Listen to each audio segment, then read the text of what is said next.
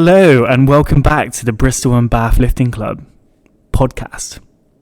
My name is Mark. And my name is Liam, and I can't believe you actually did it right. That's a real improvement. I've been practicing. I know, you've been doing real good. Well done. So, last time we were apparently supposed to be talking about the back, yeah? Yeah, back training. But we just talked about CrossFit instead. We really went off on a tangent there. And rather plump ladies falling down the hill and splatting midgets. Only if they stayed on for the Patreon. Yeah. So what people don't realise is that on the extended edition in the Patreon, we may talk about stories and such which we should not really be talking about publicly. There also is now, with every episode, a poem. And last week's poem was all about a lady falling down a hill and crushing a midget, right? But you have to go on Patreon in order to read that. Now, the reason I'm saying that is twofold. One is to advertise the Patreon, and the other is just so that, because there is a CrossFit poem, if I mention CrossFit at all today, that is grounds for including the CrossFit versus Powerlifter poem in this week's description on the Patreon, you see. So there we go. I've mentioned CrossFit, so I look forward to writing that one. But today we're talking back. So, how do you attack the back without breaking it? So, one common misconception that I feel like people have an idea about is the back being really brittle and made out of glass.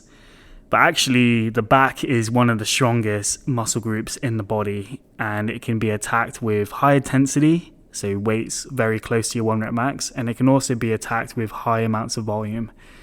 People baby the back though. Do you think that tribal elders, old biddies, do you think that they complain and moan about their backs? No. Okay, why do you think that is? Some random tribe in the middle of nowhere? Yeah. Probably because they're picking up stones and shit. It's because they don't live in a Western society, and in a Western society, you can measure the rate of decay on people's athletic ability from the ages of 2 years old. Wow. Yeah, that's scary, particularly with squat depth and stuff like that. Wow. It literally makes a difference from 2 years old, and that's because at that age you start to be introduced to schools, nursery schools, that sort of thing, and then you're forced to sit in chairs. Also, your average person probably spends quite a few too many hours on their phone, on social media. Yeah. Constantly rounding their shoulders in a really bad position. Yeah, you don't have no cell phone reception or mobile phone reception in the middle of the jungle or in the middle of the desert. They're too busy being awesome. They're too busy, doing stuff. I don't know. Probably just surviving, really. Yeah. So, I've noticed that there are more and more younger people that are complaining about their backs, and it's not necessarily just a case of worrying about it, because a lot of people worry about any sort of movement where they have to support their own body weight and don't get to sit in a chair and pull something or yank on a cable or something like that. But it's mainly about people that are complaining about that they already have aches and pains and problems with their back, and they're only in their 20s. Do you know what? I've been in and out of chiropractors most of my life. And that came from playing rugby. Yeah. I got so many back injuries playing rugby. It was ridiculous. And do you know what solved it? Pendulum roll. Close. It was getting stronger at deadlifts. Ah. So once I got pretty strong at deadlifts, the lower back pain went away. My back became a lot more bulletproof.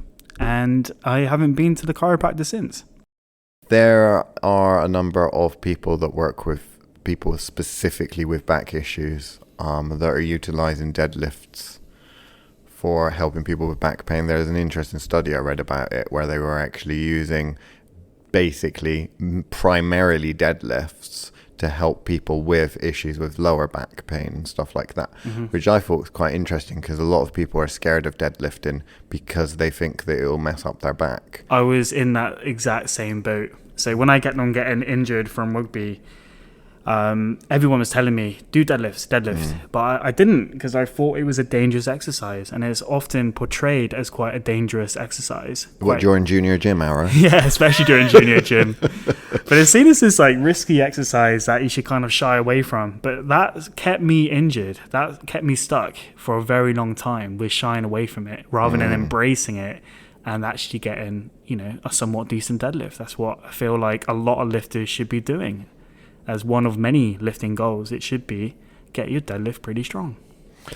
So if someone's a complete beginner, but they want an understanding of what it actually means to train the back health-wise and for growth and strength and stuff like that, what would a very generic statement be? So I always say there's like a holy trinity when it comes to the back training. The first part of that triangle is a heavy deadlift. So a heavy hip hinge movement. I say that is one of the things you need to be training.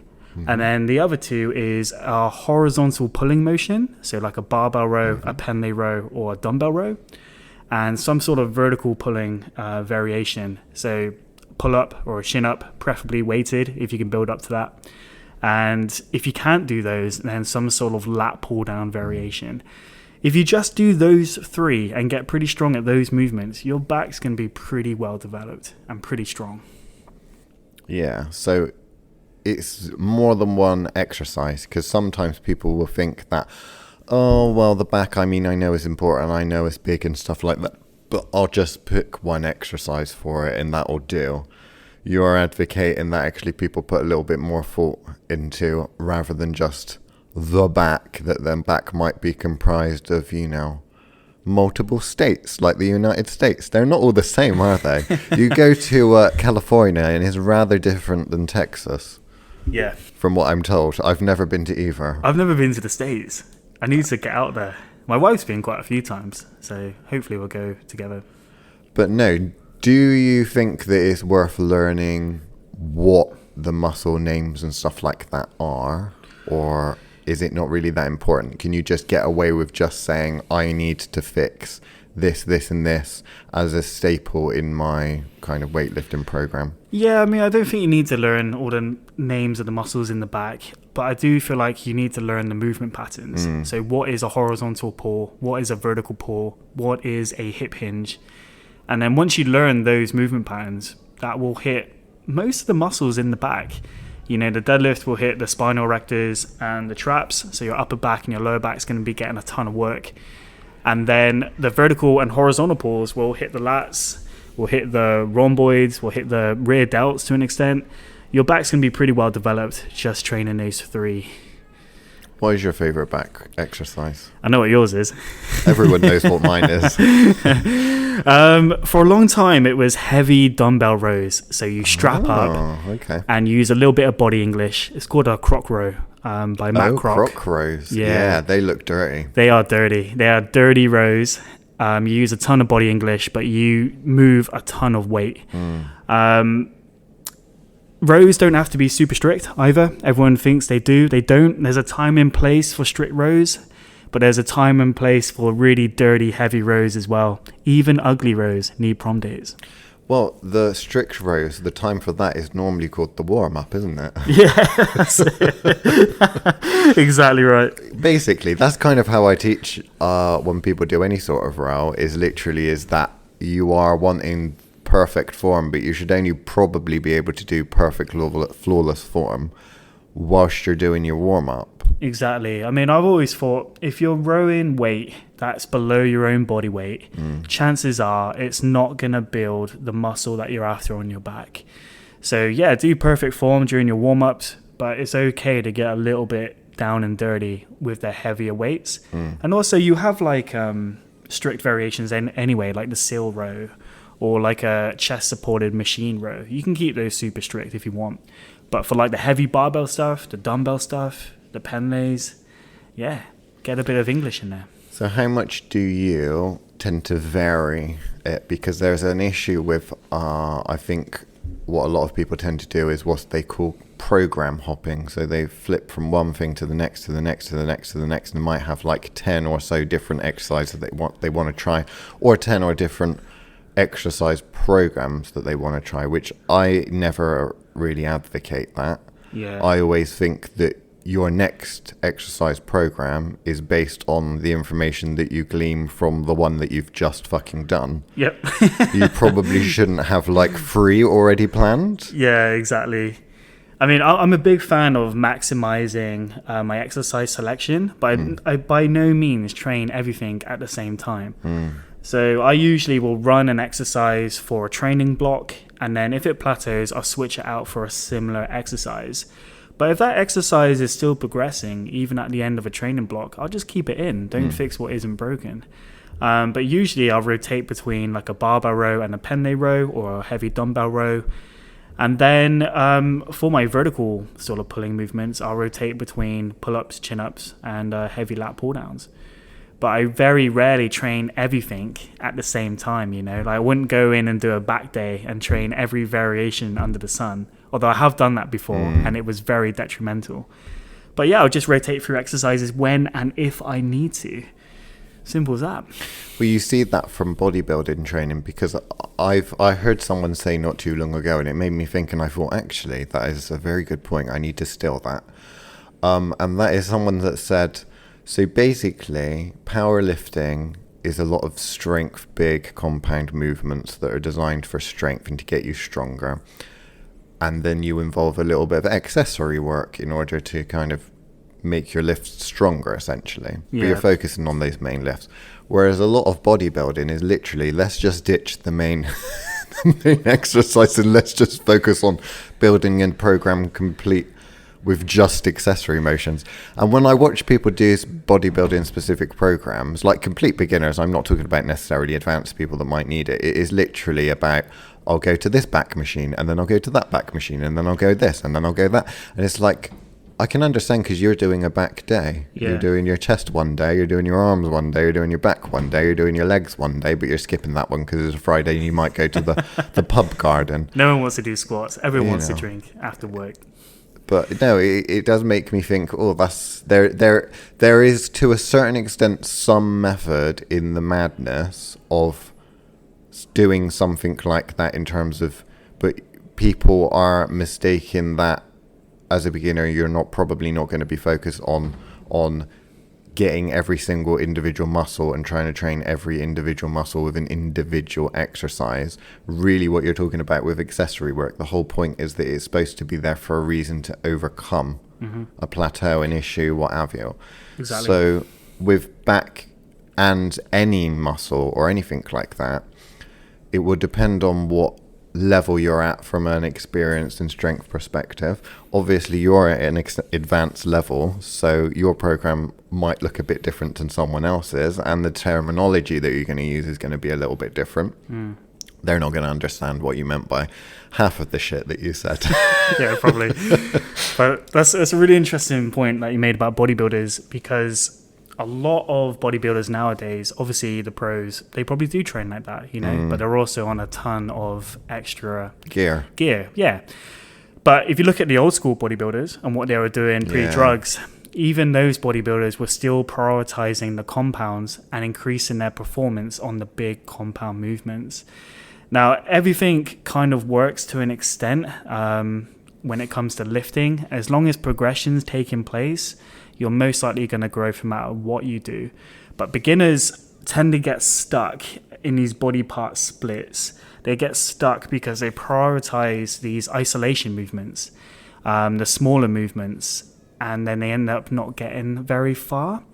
Whereas what I would say, whether you're a powerlifter, strongman, bodybuilder, whatever, is that first year of training is build a strength base on the compound movements.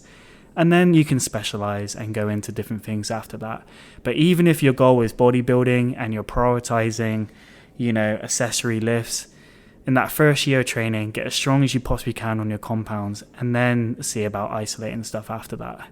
That's what I would say for most people. And I got stuck. I got stuck in novice purgatory for a long time because I was training like that, prioritizing the accessories and not prioritizing the compounds. Back in the 1940s, 1950s, there would be, if you first started in the gym, you were not allowed to add any weight whatsoever to the bar until after the first month. So there'd be a lot of coaches that would say, for the first month, you only use the bar, which to be fair, like a standard bar now is 20 kilos, but you would just learn the exercises for a month and then progress. That's interesting. I don't do that personally because I don't think that anyone would hire me if I forced them to just use the bar. Yeah. However, I have met a number of people who need to work up to using the bar. Yeah, so, I've met quite a few as well. There's something to be said for altering your program and going for a program based on what you have access to. Now, nowadays we have access to like gyms, and I think a lot of the time, regardless of your budget, because I mean Pure Gym, you can get access to Pure Gym for like £12 a month, unlimited, you know, off peak. And then there's junior concessions and various other things for leisure centres and stuff. I think that people can get caught up in a hype or a cult or a brand or something that is got a bit of a following. So you'll see, and sometimes people kind of disagree, that are very, very advanced or have a lot of experience, and they disagree over minute kind of little bits and pieces, like the powerlifters might disagree with the people that do calisthenics, or one person says this, or some people talk on a podcast shit about CrossFit or something like that, you know? Who are these people? But I don't know who people like that would. I mean, you don't bully CrossFit. Yeah, CrossFit, you're okay. You're all right. It's your instructors we have a problem with. But things like that, I mean, people before they even start lifting or working out are already in a band camp and they go towards something.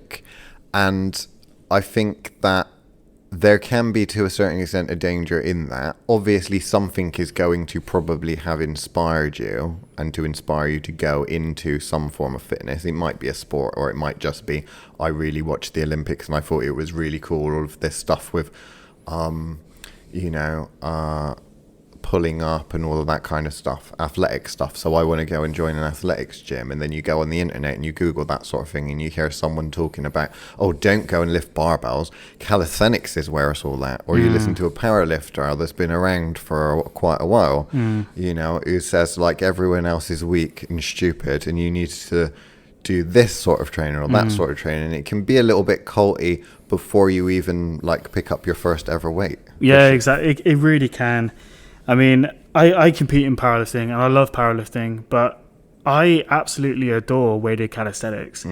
And I credit the weighted dip and weighted push-ups to my bench press strength. Like for a long time, for years, I just didn't bench press because I didn't have access to a barbell, but I had access to a dip bars.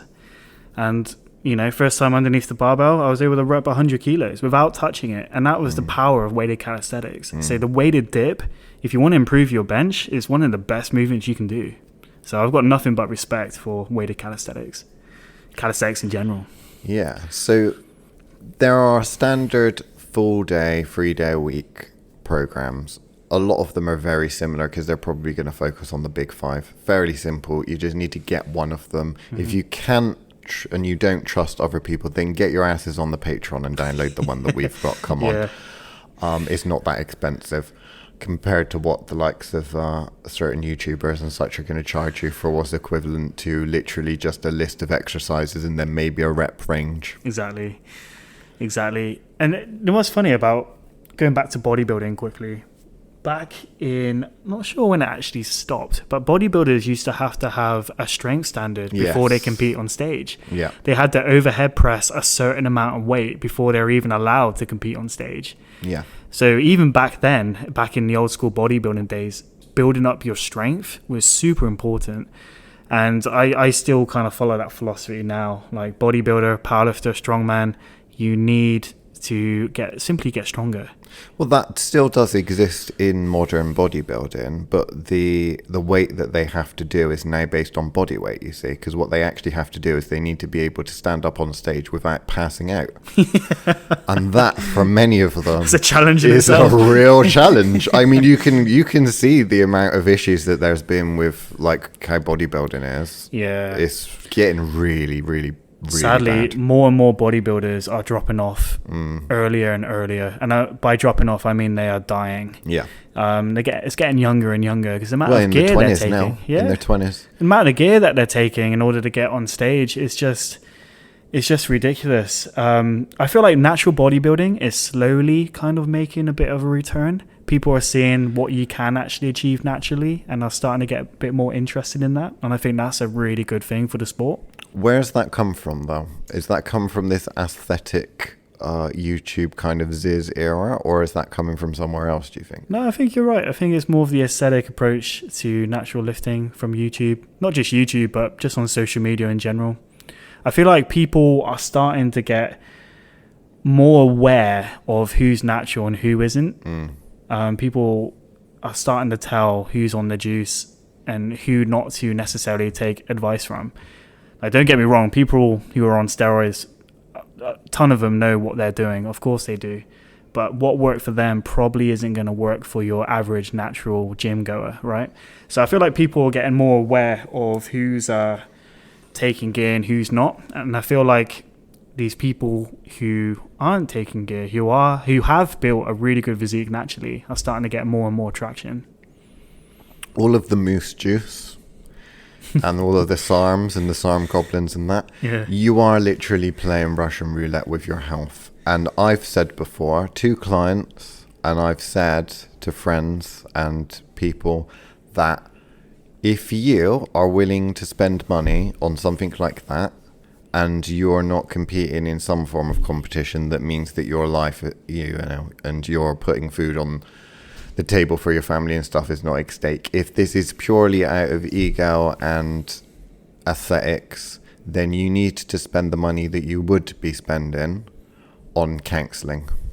Yeah. Because you have an issue, and it's a mental health issue. Yeah, it's pretty serious. Body dysmorphia going on there as well. It's pretty bad. People have asked me whether I would ever take steroids or not, and my answer since I started has always been a definite no. I would never do that just to build a bit more muscle or to get a bit stronger. To me, it's not worth it, especially now being a new father. Yeah. It's just not worth it. And you see these bodybuilders dropping off in their 20s and their 30s of like heart problems and liver failure, all sorts of horrible stuff because of the juice. Like, is it really worth it to cut your life down that much just to lift a bit more weight or to look a little bit better? I would love to take steroids. Someone can chop this up and then just put this and take it out of context. But personally, I would absolutely love to go on steroids, and I would definitely do it if I could be sure that there would be no negative health implications from doing that. And I am 99.999% sure that if I was to do it, I'd probably die. Yeah. Because I've got a family with a history of heart conditions and all sorts of issues. And I don't think that I'd be one of those people that survived it at all. Is it cheating? Well, in terms of if you're just lifting for, your own ego and because you enjoy it and stuff like that, that's really a decision for you to make. If you're not entering into a natural competition or something like that, then it's up to you. But from my personal opinion, it's not worth it. It is extremely dangerous. There's a lot of people that are giving information out nowadays, which is basically, I've read the papers, I've looked at the science, and don't worry, you just need your blood work done, you just need this and you just need that. I have worked and met people that are on prescription medications that they need that in order to survive. And yet they, who are taking that under an actual medical doctor, have to take it to survive. And do you know what they say? They say, I wish I didn't have to take this because it is fucking my life up and it's actually destroying my body. And for someone to go and start taking stuff like that where there's nothing wrong with you, it just seems crazy to me. The age is getting younger and younger. You're getting more and more young recreational lifters in their first year of training hopping on the juice. And going back to what you said about blood work and everything, there is a really famous bodybuilder who dropped off in the last year or so. I'm not going to name his name, but he was getting blood work done. Yeah. He was doing everything right, quote unquote. He was even taking extra medication to counter the side effects of steroids.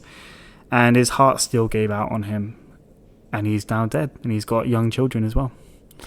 It's interesting because when you talk to particularly younger guys, if you say, oh, if you take that, yeah, you'll get more muscular, but yeah, I mean, you're probably going to live to maybe 30, 40. Doesn't make much of an impact on some of them. If you say, oh, you know, it's going to make all of your hair fall out and you're, you know, potentially have, you know, not be able to have children or anything like that, again, probably doesn't make much of a difference. If you say, well, your dick's going to get 3 or 4 inches smaller, then they'll start listening. That's how fucked up this sort of thing is. Yeah. And I learned an interesting fact, which is something that apparently I'm not supposed to tell clients or anything like that, but I learned an interesting fact about dick size and fat people. Please share. I'm not going to. What I'm going to do is I'm going to make him wait, and we'll do it on the extended edition. And I'll say it on the Patreon because I can do that. Well, guys, if you want to hear about a fun fact about dicks and fat people, please stay tuned. But anyway, so one of the things that we were talking about obviously was training, and a lot of people have access to gyms and stuff like that. And the training really isn't that difficult. I mean, recovery to a certain extent can be a little bit of an art form that people need to suss out over time, because it's about fitting things into like your everyday life, I think, a lot of the time. However, there are people, a certain demographic of people that don't necessarily have access to that, and yet they still go for slightly more unusual forms of training, but they don't necessarily do the whole, you know, progressive overload thing in a conventional way. And one demographic of people is prisoners.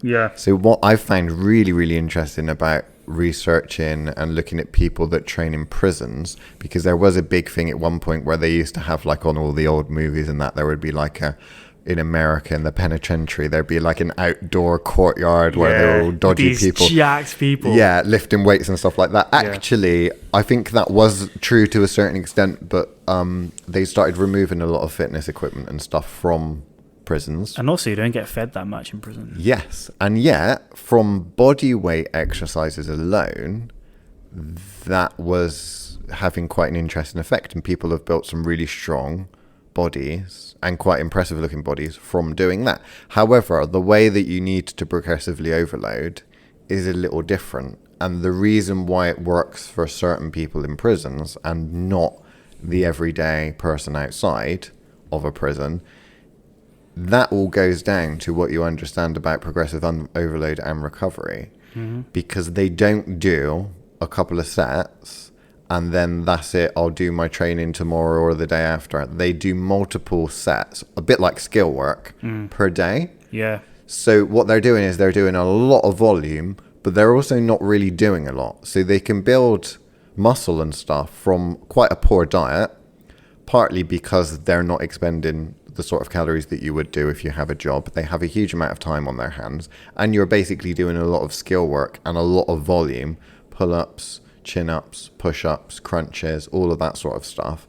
And then also apparently being in a high testosterone environment where you might end up getting shanked or something like that has been proven by science to be a real good thing for gains. Who'd have thought it? It's really interesting with like prisoners because they're training with high amounts of volume and obviously high amounts of frequency, but they're building muscle. Yeah. And I think the reason that is because the intensity is quite low. So the actual amount of weight they're lifting is relatively low. So I spoke about this on my Instagram a couple of days ago about the triangle of programming, and you have volume, intensity, and frequency. And when you raise one of those areas, the other two kind of have to decrease. So if you raise your intensity weight relative to your 1 rep max, then most likely your volume or your frequency will have to lower. And if you raise your frequency, then your intensity or your volume might have to go down. So with prisoners, they've got very high volume and they've got very high frequency, and they can get away with that because the intensity is very low. So it's all about adjusting those variables. That's interesting. Yeah. So with regards to kind of the pull-ups and the push-ups and the stuff in prisons and stuff like that, then also...